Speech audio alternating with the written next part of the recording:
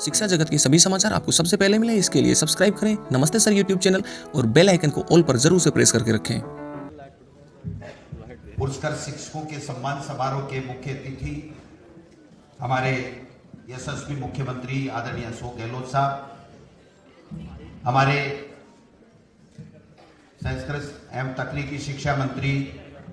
आदरणीय सुभाष जी गर्ग साहब, उच्च शिक्षा मंत्री आदरणीय भंवर सिंह जी भाटी साहब,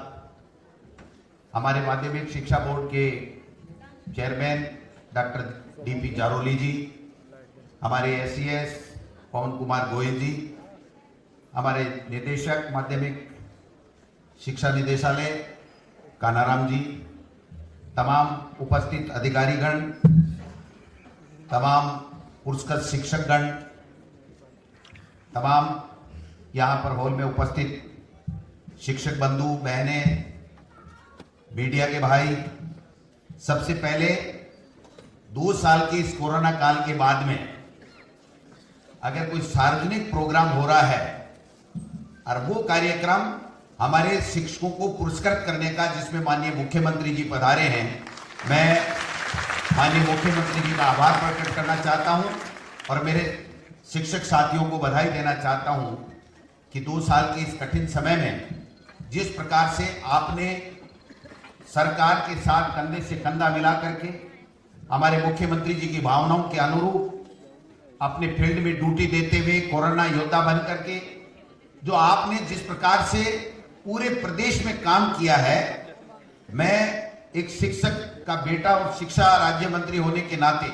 आप सबको सैल्यूट करता हूं कि आपने इस प्रदेश को मुख्यमंत्री जी के नेतृत्व में जिस प्रकार से पूरे देश और दुनिया में नाम कमाने का मौका दिया, कोरोना का बेहतर मैनेजमेंट जो माननीय मुख्यमंत्री जी ने जिस प्रकार से किया, उसमें जो शिक्षक साथियों का जो योगदान रहा माननीय मुख्यमंत्री जी, वो चाहे डॉक्टर, कंपाउंडर, हमारे पुलिस वाले, सबका बहुत अच्छा योगदान रहा। लेकिन उस गांव में पीओ जिसके नेतृत्व में ये शिक्षक सारे ड्यूटी देते थे, गांव-गांव, ढाणी-ढाणी, गली-गली में हमारे पहरेदार होकर के लोगों को जान बचाने में लगे हुए थे, उनको स्वस्थ रखने में लगे हुए थे। तो आज से बढ़िया कोई मौका हो नहीं सकता जब हम इनकी योगदान की चर्चा करें और इनको धन्यवाद दें। तमाम पुरस्कृत शिक्षक जो आज लगभग 1101 के लगभग हमारे पुरस्कृत शिक्षक हैं, ये माननीय मुख्यमंत्री जी 50-60 के लगभग होते थे, लेकिन आपने एक दिन मुझे सीएमओ में बुला करके ये कहा था कि हम कैसे इन शिक्षकों को और ज्यादा इनकी समस्याओं का समाधान कर सकते हैं, इनको कैसे हम सम्मान दे सकते हैं। उस दिशा में आप लोग आगे बढ़िए और आपका आदेश हुआ और हमने एक योजना बनाई विभाग ने और बना करके इन सबसे आवेदन मांगे, ऑनलाइन आवेदन मांगे और एक क्राइटेरिया रखते हुए न तेरा न मेरा, ये तमाम जितने भी 1101 शिक्षक जो पुरस्कृत हुए हैं, चयन हुआ है जिनका, इनमें एक की भी किसी की भी सिफारिश नहीं है मुख्यमंत्री महोदय। ये टोटल ऑनलाइन आवेदन दिया, जिसका जो हक बनता था उसको मिला है। मैं ईमानदारी के साथ में कह सकता हूं कि मैंने शिक्षा मंत्री होते हुए भी एक भी टीचर के लिए कोई अभिशंसा नहीं की कि कौन शिक्षक पुरस्कृत होना चाहिए, कौन नहीं होना चाहिए। मैं सौभाग्यशाली हूं कि मेरे को एक शिक्षक के बेटे को जो वकालत करता था अपनी राजनीति में, मुख्यमंत्री जी आप लाए, राजनीति में ला करके आज एक बहुत ही अच्छा अवसर प्रदान किया कि शिक्षा मंत्री का दायित्व मुझे स्वतंत्र प्रभार आपने दिया और मुझे काम करने में इतना आनंद आ रहा है कि आप पूछो मत, क्योंकि इनका सबका सहयोग मुझे बहुत शानदार मिल रहा है। जहां भी जिस रूप में भी इनको कहा जाता है ये तैनात मिलते हैं, चाहे कोई भी काम इनको बता दीजिए। अब आपके सामने उदाहरण है कि आज हमारी जो संख्या है सरकारी स्कूलों के अंदर जो बच्चों की, वो इस बार 10 लाख बढ़ करके 1 करोड़ के लगभग पहुंचने जा रही है। ये सब आपका अच्छा विजन और इनकी मेहनत, जिसके कारण से इन्होंने अभिभावकों को ये संदेश देने की चेष्टा की, ये विश्वास जगाया कि हमारी सरकारी शिक्षा भी बहुत अच्छी है। आप लोग आइए, अपने बच्चों को डालिए। और आपने पहले बजट में, मैं आज बताना चाहूंगा, खुल के बोलना चाहता हूं क्योंकि ये अवसर बार बार नहीं मिलते, तो आज अवसर मिला है, इसका मैं पूरा उपयोग लेना चाहूंगा कि पहले बजट में आपने 1260 स्कूलें तो बजट में घोषणा की और बिना बजट 1200-1300 के लगभग यानी 2500 स्कूल क्रमोन्नत करने का काम आपने किया, जिससे भी ये संख्या बढ़ने में हमें योगदान मिला। अब शिक्षकों को पुरस्कृत आपने 1100 किया, 2500 आपने स्कूलें क्रमोन्नत की, विषय दिए, आपने संकाय दिए, आपने 1580 का इंफ्रास्ट्रक्चर के लिए पहले बजट में आपने पैसा दिया। हर स्कूल में कमरे बन रहे हैं, जहां भी जरूरत है वहां, चाहे लैब की बात हो, कमरों की बात हो, कक्षा कक्ष, प्रधानाध्यापक कक्ष समसा के माध्यम से तमाम स्कूलों में बन रहे हैं। और अब की बात जब केंद्र ने पैसा नहीं दिया तो आपने कहा कि हाँ, मैं नाबार्ड से राज्य सरकार लोन लेगी, लेकिन हमारा बेटा और बेटी स्कूल में, सरकारी स्कूल में जाएगा तो वो छत उसके पास में होनी चाहिए। 470 करोड़ रुपए आपने बजट में घोषणा करके नाबार्ड से ऋण लेकर के उस काम को भी आप लोग आगे बढ़ा रहे हैं। भर्तियों के मामले में माननीय मुख्यमंत्री जी, आपका जितना धन्यवाद किया जाए, जितना साधुवाद किया जाए वो कम है, क्योंकि 61,123 भर्तियां तो आपने कर दी, पदोन्नति 25,000 के लगभग कर दी, और 60,000 जिसमें 31,000 की रीट की एग्जाम, इनके माध्यम से सफल उनका आयोजन हुआ रीट का, वो भी हो चुका है। और 29,000 फर्स्ट ग्रेड, सेकंड ग्रेड तमाम जो भर्तियां हैं वो भी निकल रही हैं। और एक काम आपने जो जोरदार किया है कि अभी वाइस प्रिंसिपल के 11,353 पद आपने सर्जित कर करके, एक पूरे देश में कोई भी स्टेट नहीं होगा जहां पर इस प्रकार से एक साथ नियमों में संशोधन करके 1153 वाइस प्रिंसिपल के पद सर्जित कर दिए। आज कुछ प्रिंसिपल और व्याख्याता आए थे कि साहब हम लोग आभार प्रकट करना चाहते हैं, प्रधानाध्यापक जो हेडमास्टर 10वीं के हैं वो भी कह रहे हैं कि साहब हम आभार प्रकट करना चाहते हैं। तो मैं आपसे निवेदन करूंगा कि दिसंबर के महीने में आप समय दीजिए। ये 1970 में नियम बने थे सर, और इन नियमों में इतनी विसंगतियां थी, किसी ने हिम्मत नहीं की, सब ये कहते रहे मास्टरों से पंगा नहीं लेना, मास्टरों से पंगा नहीं लेना। और इस पंगे के चक्कर में इनका कुंडा होता रहा, न ये जिला शिक्षा अधिकारी ढंग से बन पाए, न प्रिंसिपल ढंग से बन पाए, हेडमास्टर और व्याख्याता का जो आपस में विवाद चलता रहा। आज आपके नेतृत्व में वो विवाद समाप्त हो गया है, सबको पदोन्नति का अवसर मिल रहा है, वाइस प्रिंसिपल भी बड़े हैं, हमारे जो पीटीआई हैं, शारीरिक शिक्षक हैं, लाइब्रेरियन हैं, हमारे दूसरे जो जिला शिक्षा अधिकारी हैं, उनको सबको प्रमोशन, जेडी तक प्रमोशन करने का आपने रास्ता किया है। कब 1970 और 71 और कहां 2021, मैं समझता हूं इतने साल तक ये बेचारे तड़पते रहे। सेकंड ग्रेड का जो पीटीआई था वो फर्स्ट ग्रेड में क्रमोन्नत नहीं हो पाया। मतलब एनसीटी कुछ कह रही थी और यहां पर कुछ नियम थे, वित्तीय प्रावधान होने के बावजूद भी ये जो विसंगतियां थी उसको आपने ठीक करने का काम किया है। मैं समझता हूं कि हमारा सौभाग्य है कि आप जैसे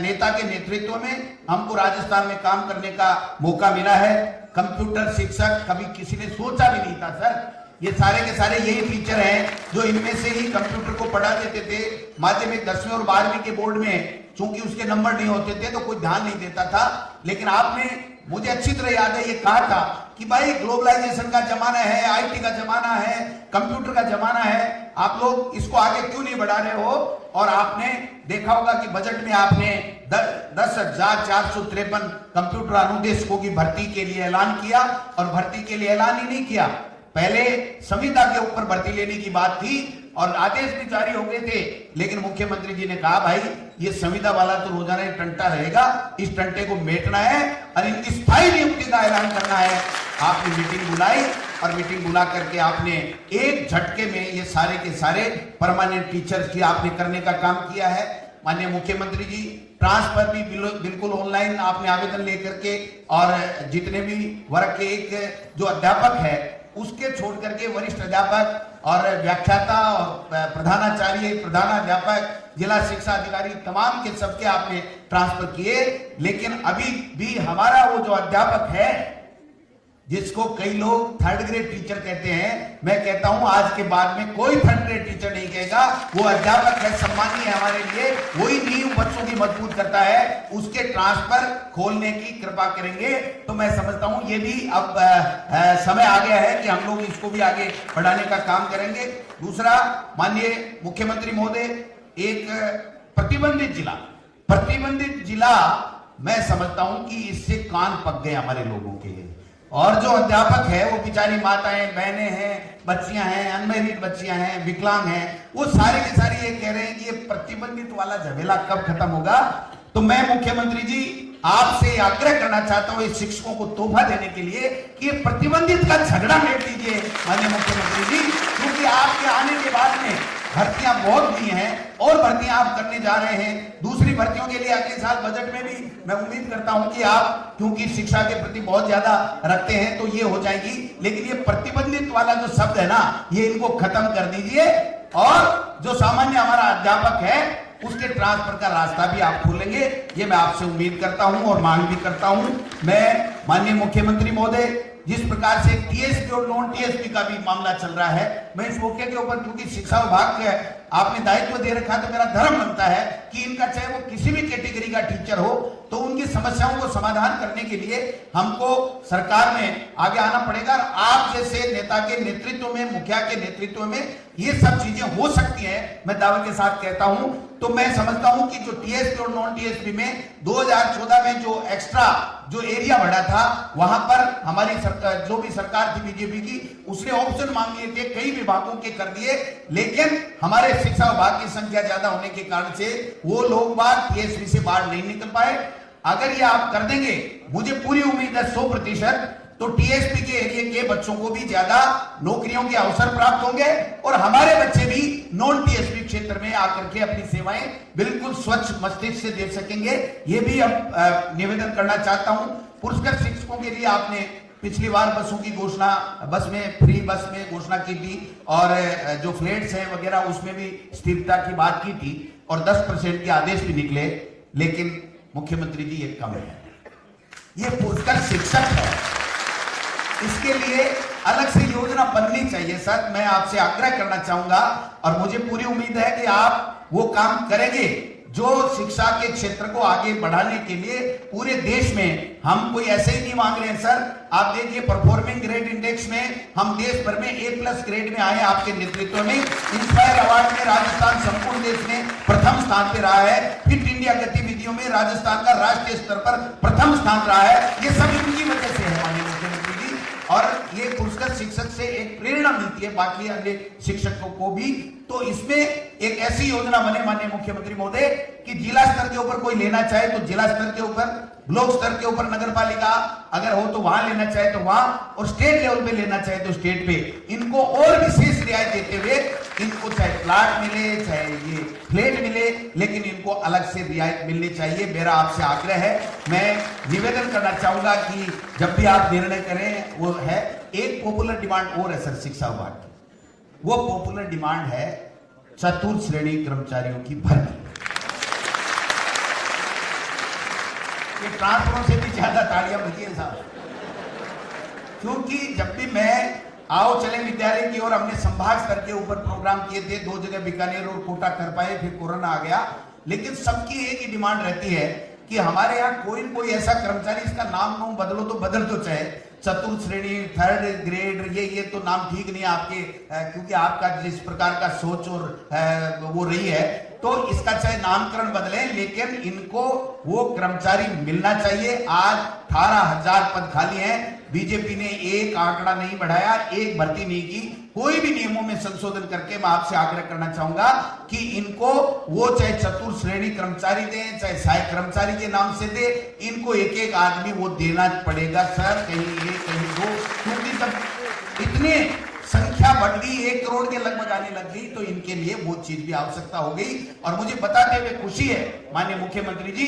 कि आपकी सोच के मुताबिक जब हमने सबने मेहनत की, शिक्षकों ने, हमारे विभाग के तमाम अधिकारियों ने, तो 10 लाख का जो नामांकन बढ़ा, उसकी वजह से इनके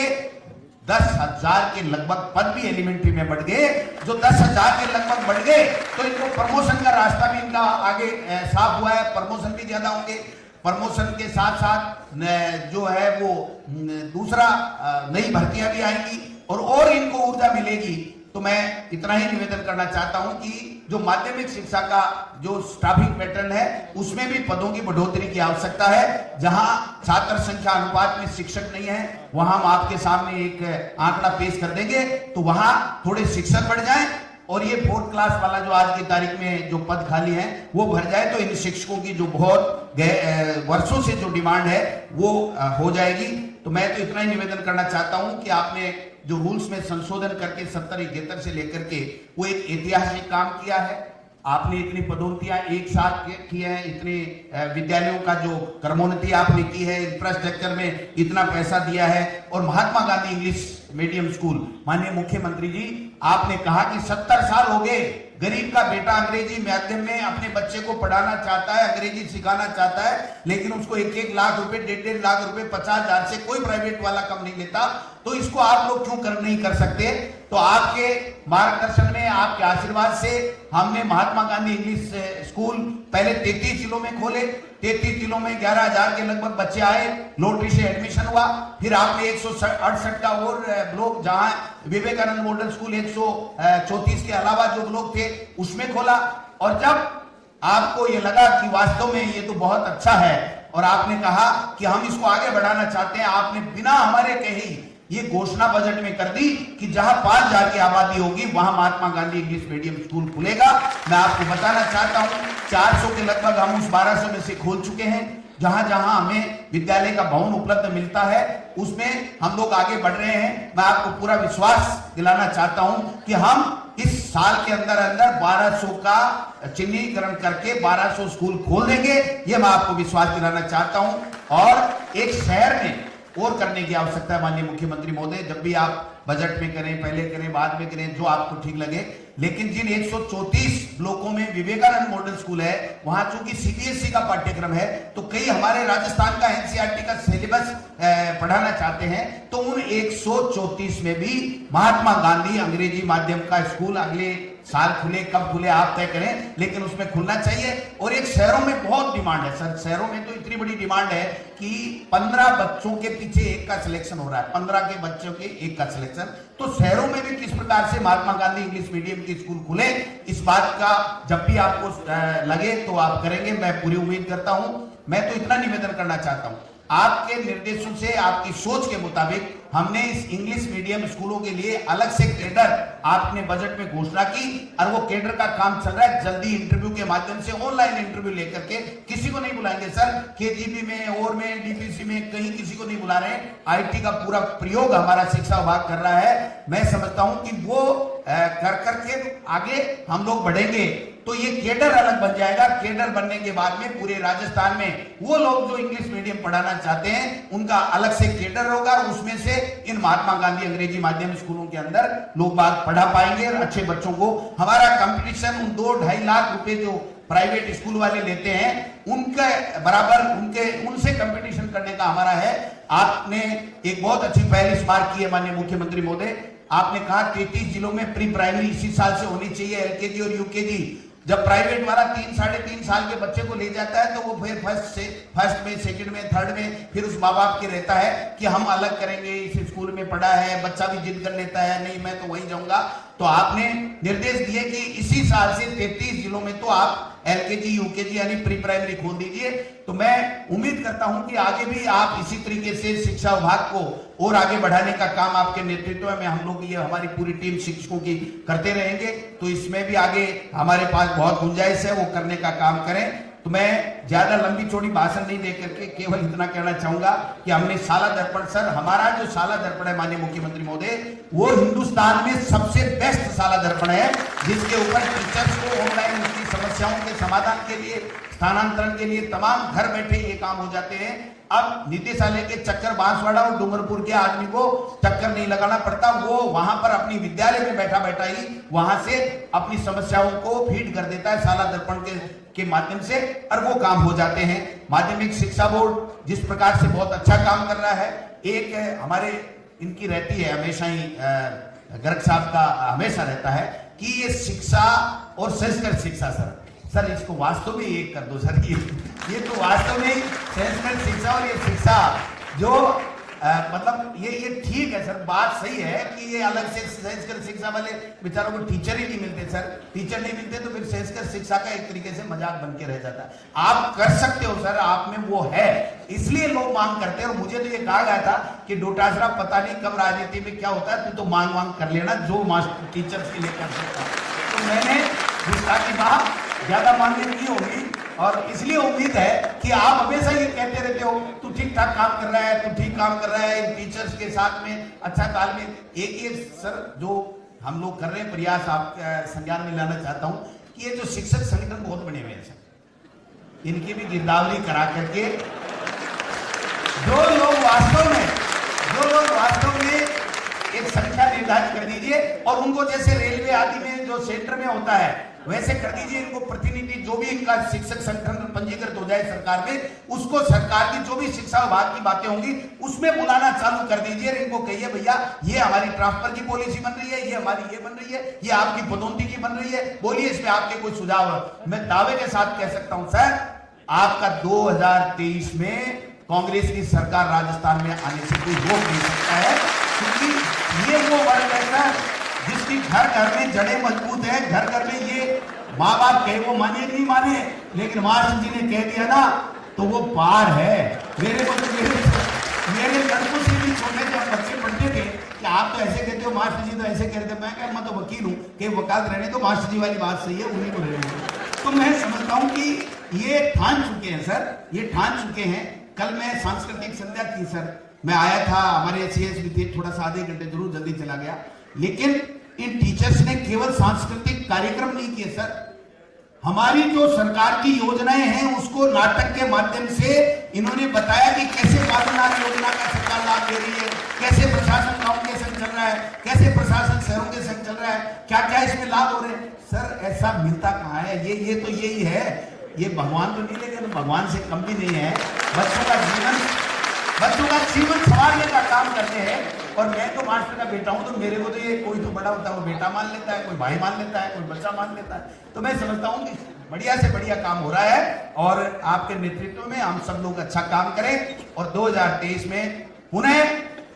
कांग्रेस की राजस्थान में सरकार बने। इन्हीं शब्दों के साथ में आपने, मैंने समय ज्यादा ले लिया, इसके लिए माफी चाहता हूं, लेकिन इनकी कुछ